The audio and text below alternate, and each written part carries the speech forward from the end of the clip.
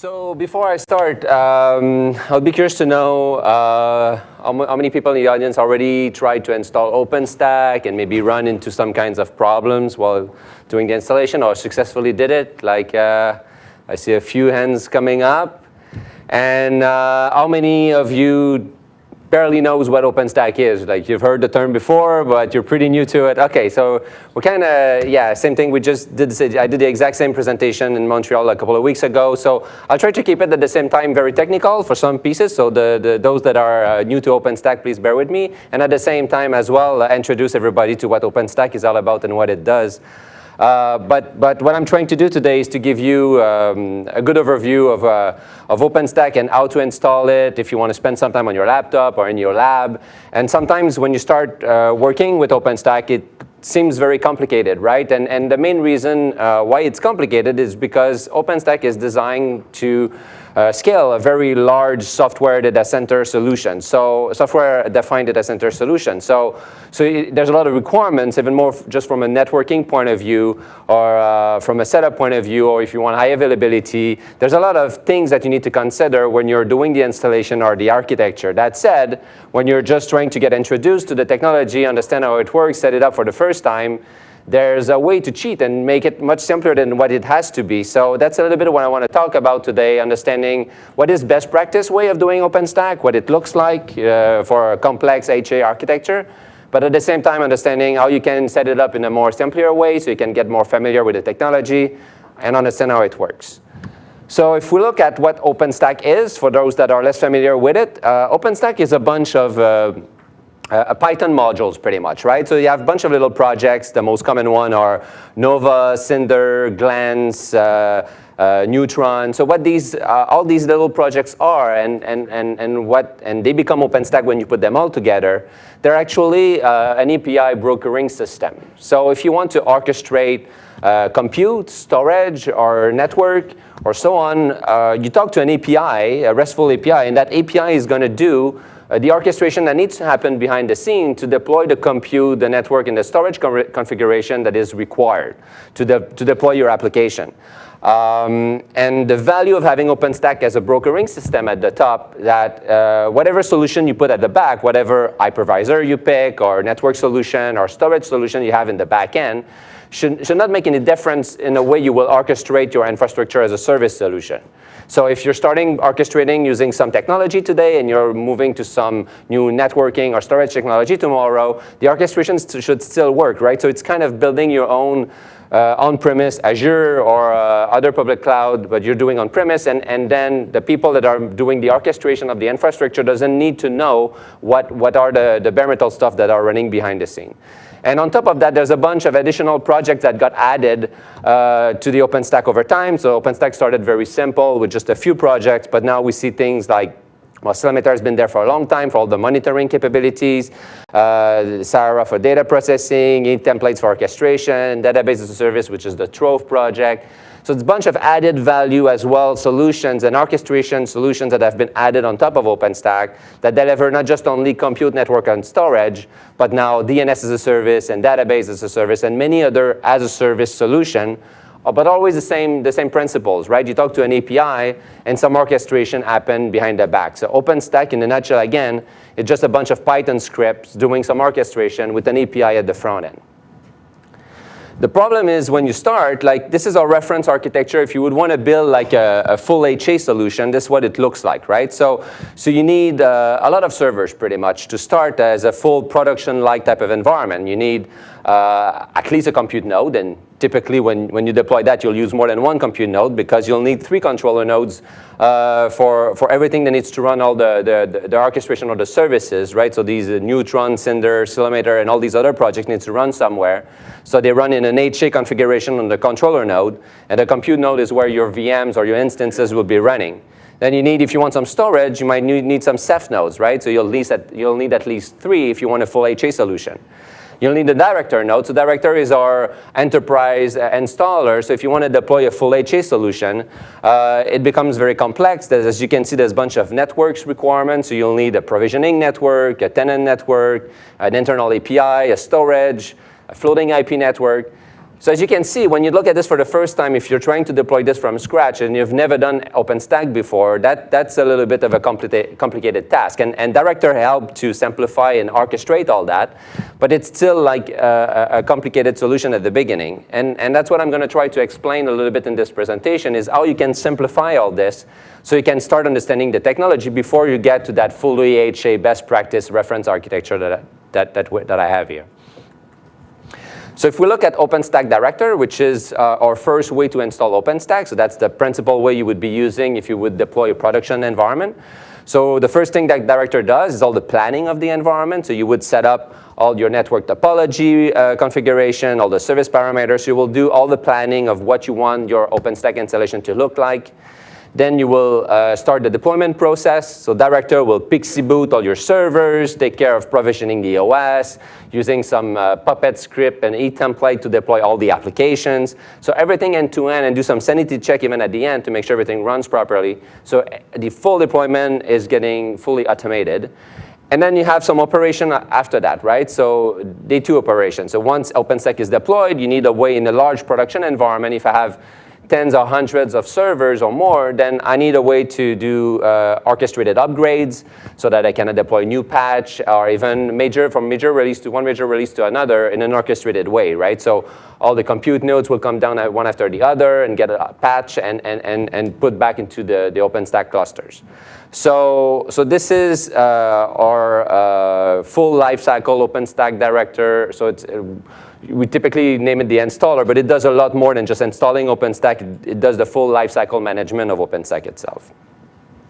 From an upstream point of view, we're Red Hat, right? We work from open source technology. So this is the OO project from an OpenStack perspective. That is the open source project where we contribute. We also have that midstream community solution, which is called RDO Manager. So if you deploy RDO, which is the open source based on CentOS OpenStack where we contribute, so the equivalent of Director would be called RDO Manager. And then if you're using Red Hat Enterprise OpenStack platform, then you'll use Director. But this is all the same technology, it's just from the open source project all the way to the enterprise ready solution. So again, like how can I get started without having like 9 servers and a complex network configuration and so on, right? So when I'm going to talk, again, it's not best practices. Like I'm not recommending when I'm going to talk about to deploy in a large scale enterprise solution. But if I'm playing on my laptop or in my lab and I want to understand how OpenStack works, I need to simplify all this, right? So typically what I'll do, I'm going to start with, most of the time, 2 networks. So we call this the basic tenant networking kind of environment where I could actually build all this into one machine, or in this case here, I have 3. So I have a controller node, I have a compute node, and I have a storage node. And they could be VMs right on my laptop. And I would have 2 networks typically. I would have a floating IP network. So typically OpenStack by default, when you deploy it, it looks a little bit like the public cloud environments, right? So you have a public network where you'll have floating IPs. And you have some tenant networks, which are the private networks where your VMs are getting installed. And then you just have, let's say I have multiple web servers running on my internal network, then I can have some floating IPs outside to provide access internally to my private network. But there's another way to deploy OpenStack that is actually, I have many customers running it this way today, even in large production environment. We call this provider networks. So sometimes it doesn't make sense if you need OpenStack to talk to a lot of your OpenStack instances, to talk to other internal system running maybe on VMware or Rev or other technology. Like many of them, like you don't want that floating IP to be matched all the time to a private network and all these networks to not talk to each other. So we have many customers using a solution called provider network. And that's a little bit like, it sounds very complicated at the beginning when you set it up. A lot of people run in trouble when they try to make this work, but actually it's pretty simple. All you have to do is to edit that dhcp.ini file and change 2 values. And the reason why you have to do that is because when an instance is booting up in OpenStack on the private network by default, right, if I go back to that type of solution and my instance is booting up, there's a process called cloud init that usually when a VM boots up, that need to talk to what we call the metadata service. So the machine talks to that service to know how it should behave when it boots up, right? What should be its name, if there's any script that needs to boot at the beginning. So when I'm doing this, and it does this through, by accessing like an IP address that is something like 169.254, like an obscure IP address, that is getting routed to that metadata service over the virtual router that I have into that kind of configuration.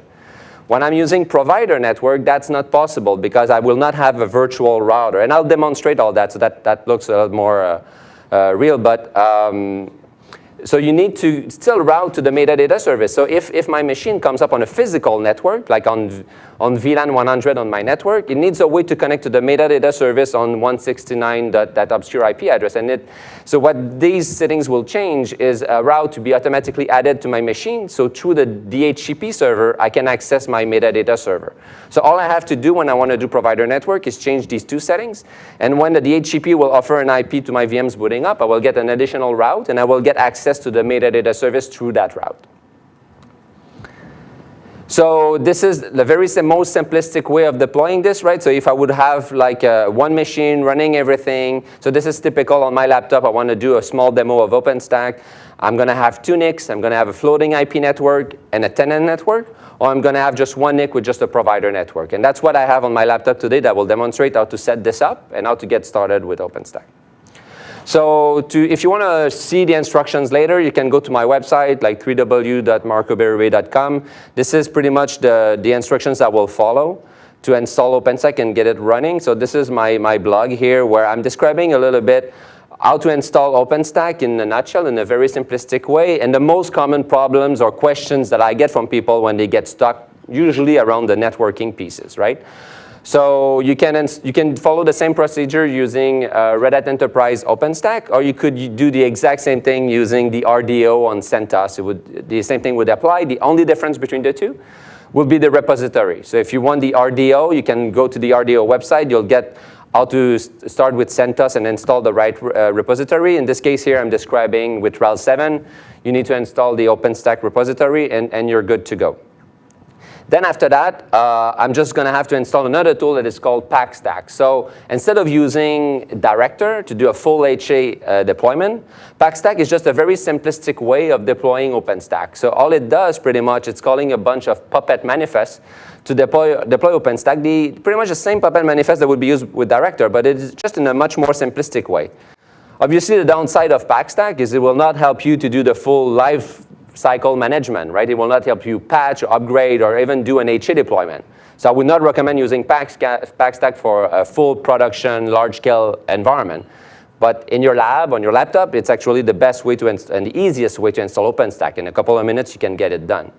So I already ran Packstack, but just want to show you all I would have to do. I would just do, after installing the repo, I would just do yum install OpenStack-Packstack, which I already did. So I installed the Packstack tool. And then I created an answer file. So to create that answer file, I would do packstack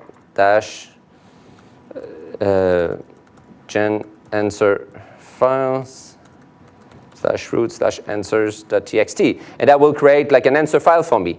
What we see all the time on blogs and on website is something called all-in-one. So people do this.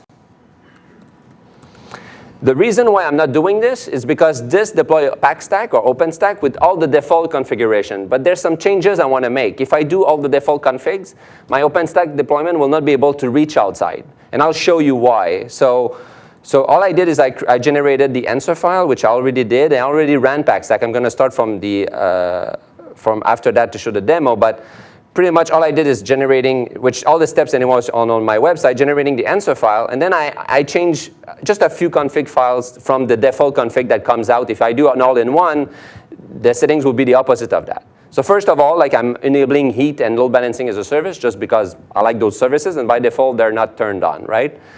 The other thing where usually people will see some problems is that like by default, it's only VXLAN that is turned on as the driver for Neutron.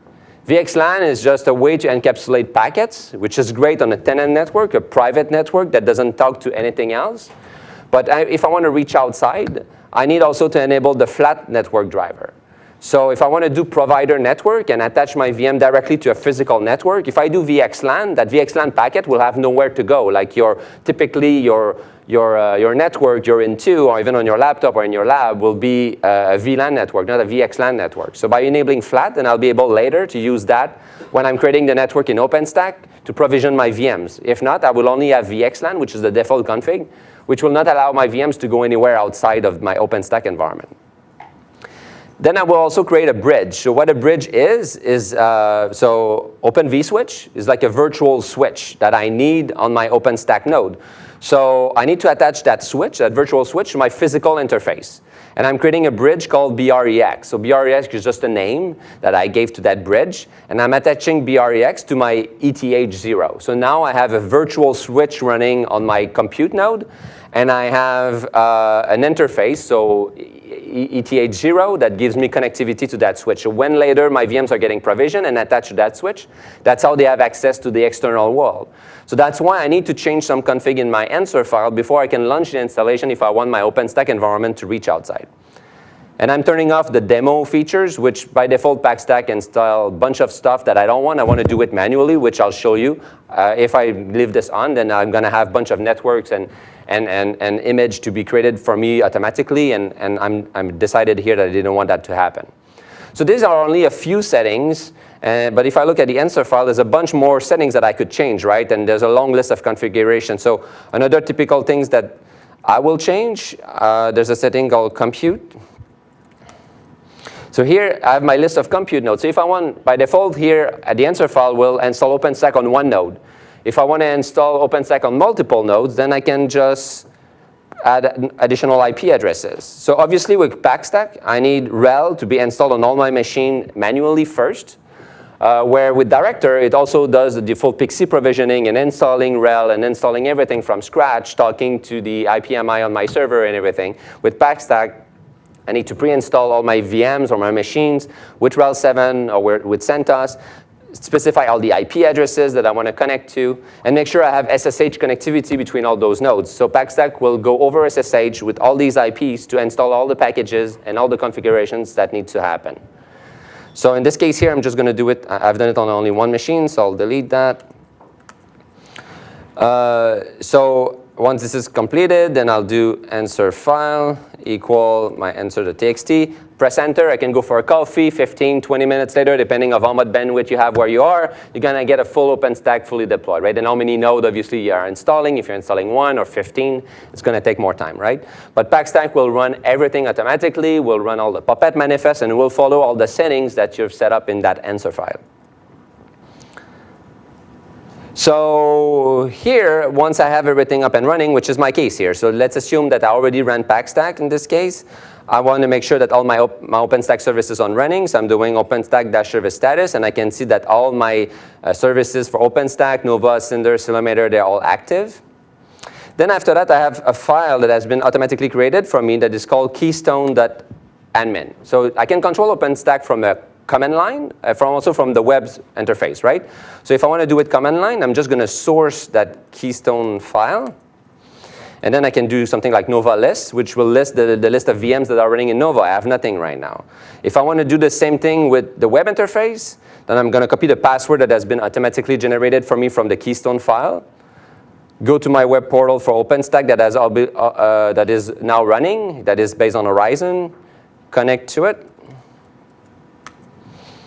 And I'm going to get to the Orizon portal of OpenStack. So I have the exact same capability from the web interface or from the command line.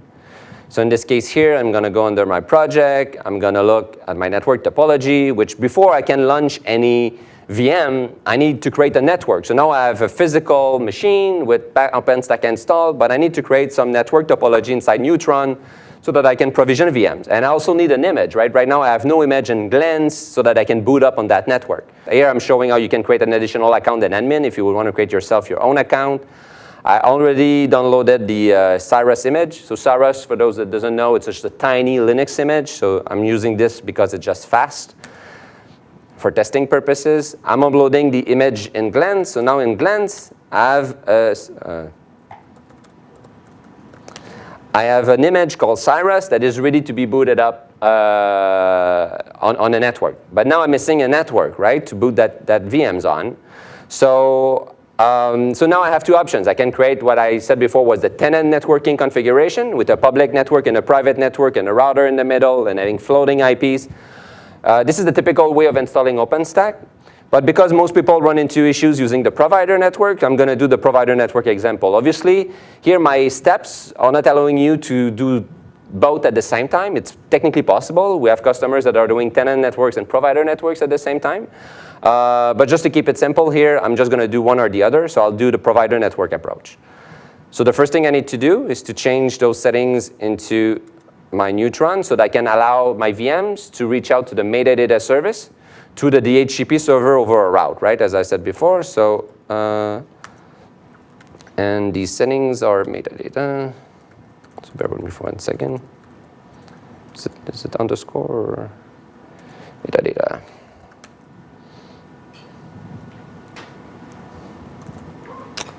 What was the setting? Enable metadata. No, I'm just going to copy paste it. Sorry about that. So I'm going to change this to true.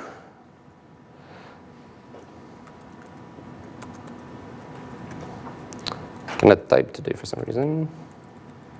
And the other setting just right after, I'm going to change this to true as well. So now if I want to enable this, I need to restart OpenStack Neutron, right? So Neutron to take these settings from the config file. Now I'm restarting Neutron. So now Neutron will accept metadata requests through the DHCP server and will add a route to reach to that metadata server when I'm booting up a VM. So now the only thing left I need to do is to create a physical network, right? So I need to attach that physical network to my tenant. So here I only have an admin tenant right now that has been created by default. I just need the ID. And then I will create that physical network. So I'm doing a Neutron net create. I'm calling it public. I'm attaching it to my BREX, which the name for it was EXNet, as I did in my answer file. I'm saying this is a flat driver, so that's why I needed to enable flat and not VXLAN, right? So I can attach just a physical network. And then I will pick the ID of my admin tenant. So if I go see right now in Orizon, now I have a public network that I've just showed up. So now I'm ready to go. I have a network that I can boot a VM on, and I have an image in Glance that I can use to boot that image. So technically, if I'm just booting up, I'm doing a Nova boot of Cyrus for a VM that I call Cyrus01. In a second, I should see, if I go back to Orizon, I should see a VM booting up and getting attached to that network. So we'll go see all the instances. I would see it in the network topology as well. But you can see here that now I have a Cyrus image that has been booted up. If I go to my network topology, I'll see that now my VM.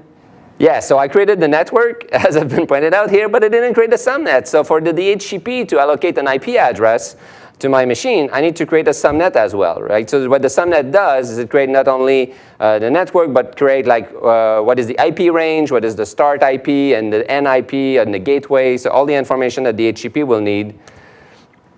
That's a problem when you just do an installation doing copy pasting instead of really typing what you're doing. But so now, technically, if I should be good to boot an instance. Technically. Hopefully. So if you run into any problems that I've been running into, right, another way to troubleshoot this, like obviously you have the typical log file, right? So var log neutron, var log nova. So I would have looked at neutron first, making sure in my var log neutron log files if I see any errors in there, or var log nova files to see if I see any errors in there. So now if I do a nova list again, hey, I have a check what? I have an instance that is running now. So if I ping it, it's not gonna ping. So that's the other problem that people get. Now I have a VM running, and it's not pinging. And people are like, oh, I don't understand. I created a network. Everything looks good. I don't have any errors anywhere. So what else is missing? So the other thing you need to do is you need to allow some traffic to come in. By default, OpenStack has assigned a security group that is called default that doesn't allow any traffic to come in. So now I have my Cyrus1, that I have the old one here for some reason. But if I go back to my list of instances, if I go to my security group, which the default security group has been assigned, I need to add some rules because right now nothing is allowed. So I'm going to add ICMP from everybody. And I'm going to add SSH as well from everybody. So now, technically, if I ping my instance, now it's pinging. So by doing that, actually, IP table settings have been changed in the namespace of that VM running on that compute node automatically. So if that security group would be applied to multiple VMs, so if I build even another one, so where is it, Cyrus?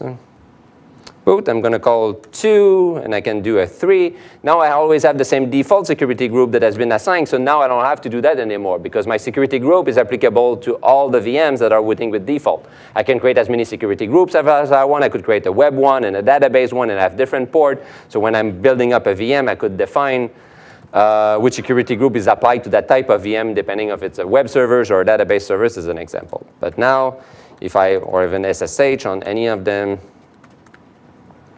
now I'll be able to connect to it, right? And my machine got an IP address from the DHCP server and got the information from the metadata service, and I can even ping outside.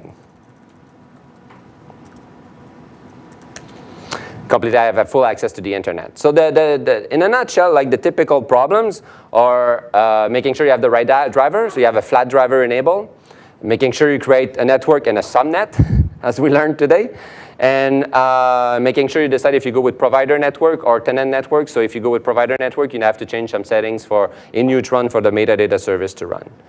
So hopefully that was helpful. You can go back to the full instructions on my website. There's a bunch of other things around OpenStack as well. So just to very quickly come back to the containers, because Martin will follow with some more details about on the container side. Just wanted to position a little bit how we would approach container from a Red Hat perspective in an OpenStack concept, right? So we've heard today a lot about OpenShift. So this is the OpenShift architecture. So OpenShift has its own mechanism to orchestrate containers and to deploy them and to give them access to a private network and a public network and some storage equivalent and so on. So if I want to run this in OpenStack, there's a project. If I want to run Docker containers in OpenStack, there's a project called Magnum that is its own project to run containers inside OpenStack. But also, there's different ways that most of our customers are actually moving forward with instead of using Magnum or such kind of solutions, because the value of using OpenShift in this case is I can use the same technology regardless of if I'm deploying containers in traditional virtualization like VMware, in private cloud like OpenStack, or even in public cloud.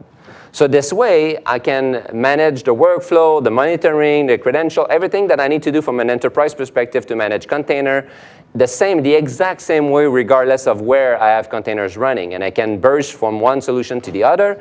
And I can have CloudForms at the top, which is our CMP solution, to monitor all this the same way because it's the same API, and to also correlate issues that might come from the underneath infrastructure. So by using the full layer of CloudForms, OpenShift in the middle, and either public, private, or traditional virtualization at the back, I can figure out, first I can manage all these hypervisors or cloud solution from one central solution. I have a full open hybrid cloud solution, and I can also correlate problems or events between specific apps or specific containers and maybe a compute node in OpenStack or traditional hosts in VMware or in Rev.